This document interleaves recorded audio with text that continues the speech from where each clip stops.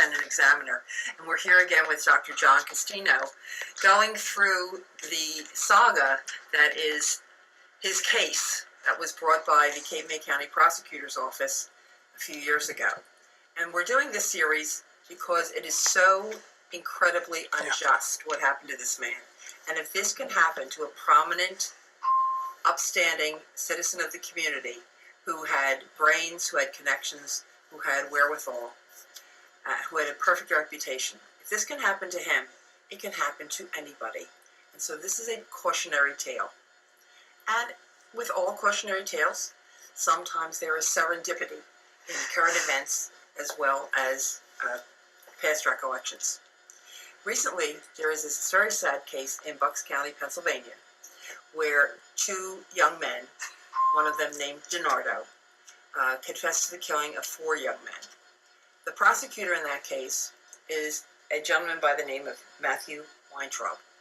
The connection to our own county of Cape May is that Matthew Weintraub was one of the prosecutors involved in the Dr. Castino case.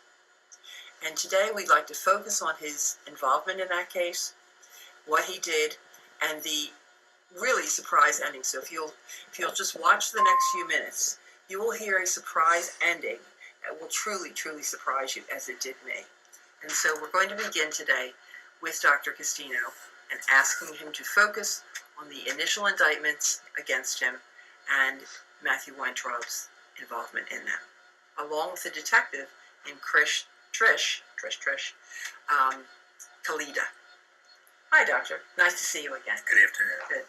So we're going to focus on, you've had several prosecutors in this matter, but today we're going to focus five. Wow. Then you never actually met Bob Taylor, correct? Never met him. But he was the one in charge of the office.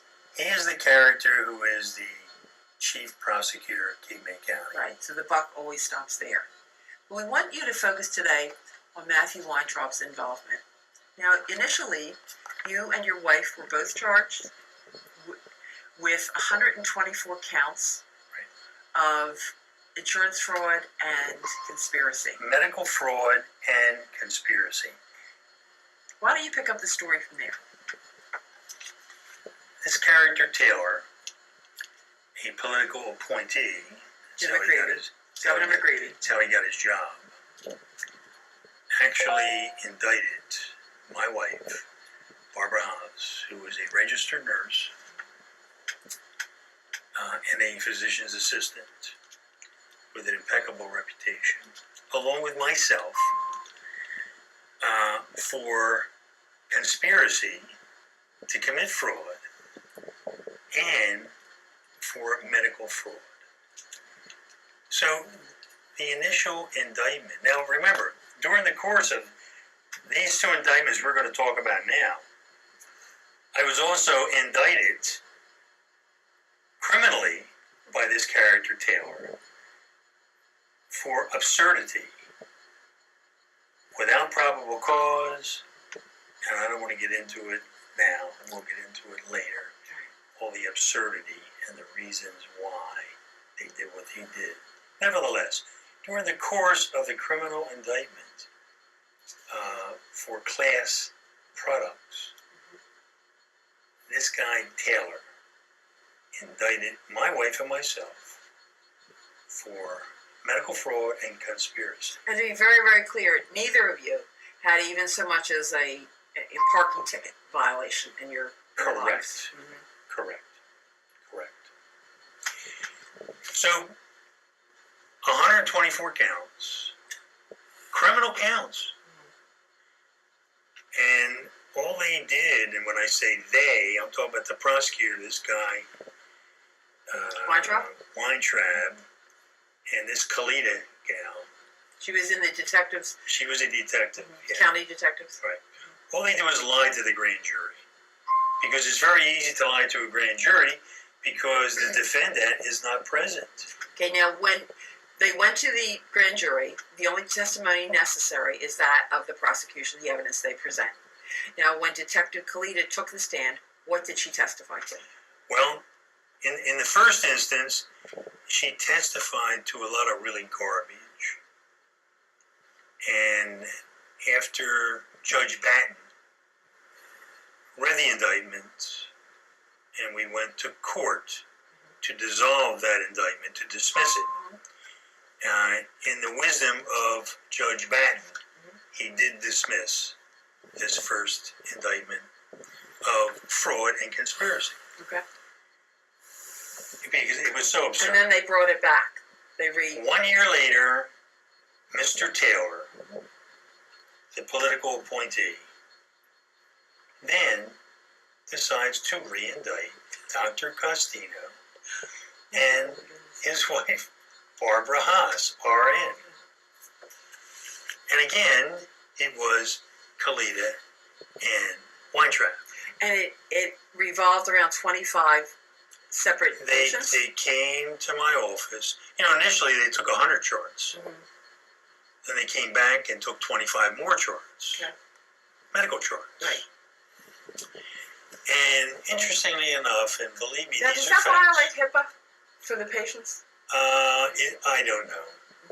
I'm not a lawyer. I really don't know. But frankly, they violated so many things that I wouldn't be surprised. Right. What's one more violation? Yeah. Nevertheless, they went back to the grand jury with this second indictment of my wife and myself for this medical stuff.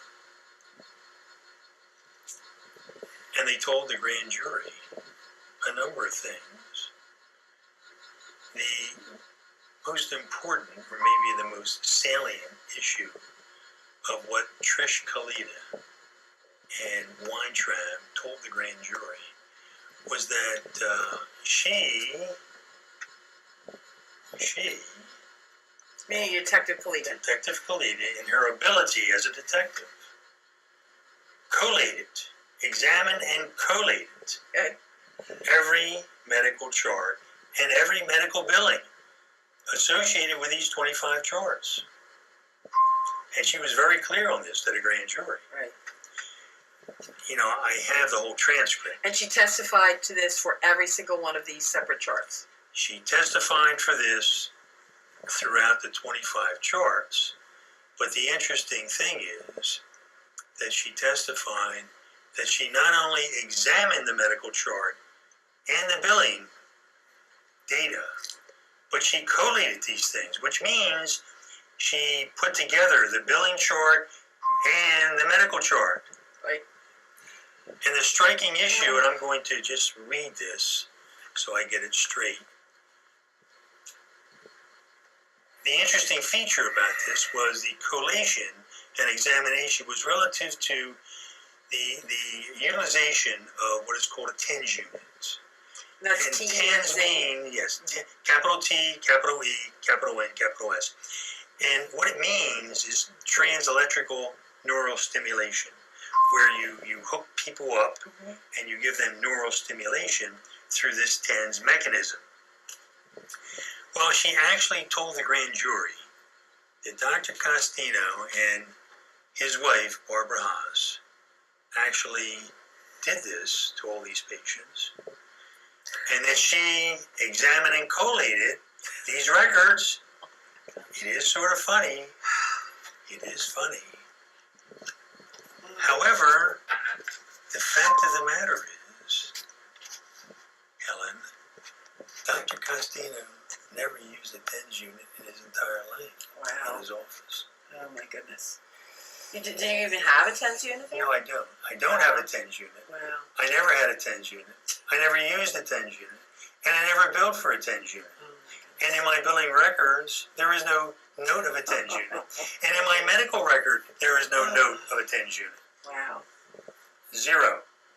Yet, Detective Kalita... Where did you possibly come up with Well, this? I have a theory.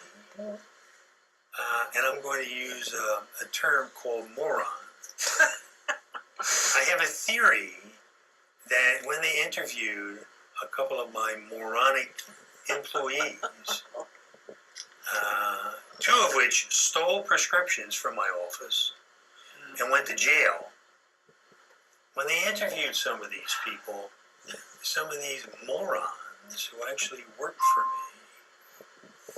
use those terms, I think, to these detectives. Oh dear. So these detectives took these terms and modified them. That's your speculation. That's my speculation. But clearly, They came somewhere that came up with it. it came out of the clouds someplace. And it's my speculation. And it's not really a speculation. The fact of the matter is, I have an interview from one of my moronic employees that clearly states that, just so you know. So it's not clearly speculation. Okay. It is truly fact. Right? So then after the grand jury indicted on this, because they don't know any different, they haven't They don't know any different. They're going to indict. Of course they're going to indict. So then you go, your attorney does a motion to dismiss. Correct. One for you, and you represent yourself. I actually had to represent myself for the second time this because I was broke. Right. Yeah, legal representation is expensive. I did pro se. And So what happened? well, interestingly enough, on the day that came, that we were in court with Judge Batten Right. and Matthew Weintraub and Trish Kalita and my wife Barbara and myself to hash out this indictment. Now, prior to that, you had to submit the motion to dismiss. Right. You have to draft Right. a brief Right. that goes to the judge, and it also goes to the opposing attorneys Yes. and the detectives. Yes. So everybody has all the information. Right. And clearly the brief clearly stated by my attorney, one of the finest attorneys in this county, John Tumulty, that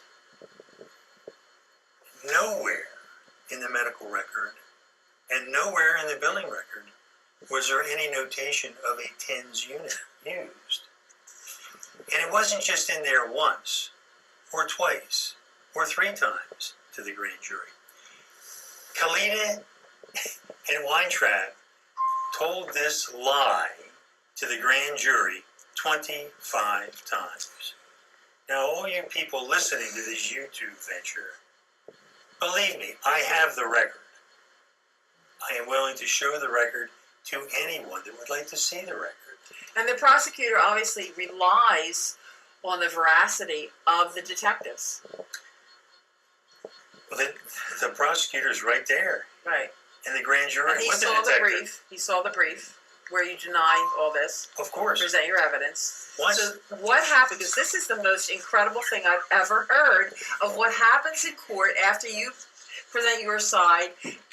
wait a minute. Tumulty presents his. Yes. No, I'm sorry. Prior Uh-huh. to presenting anything, Right. we were in the court ready to do the presentation Right. Okay. with Kalita and Weintraub. Kalita and Weintraub and the judge Right. and the audience in the Right. courtroom. Right. And when Your Honor said to Mr. Weintraub, Mr. Weintraub, please tell me, what you have. Right. He stood up and he said, Your Honor, I'm leaving the county. I put my resignation in today.